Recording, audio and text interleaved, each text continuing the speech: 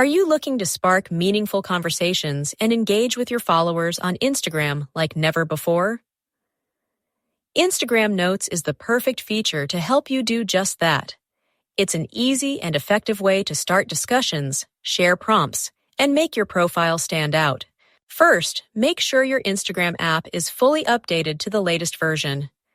Head over to the App Store or Google Play Store and check if there's an update available. Once your app is up to date, open Instagram and navigate to your direct messages. At the top of your DM screen, you'll see your profile picture icon. Tap on it and look for the cloud icon to create your first prompt. In the latest version of Instagram, you'll find two icons, one for recording a video and another for creating a prompt.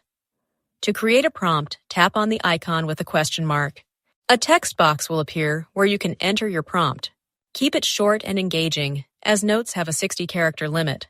For example, you might ask, "What's your favorite social media app?" A prompt like this invites followers to respond and share their thoughts. You can also personalize your message by adding your own response, like, "For me, it's YouTube."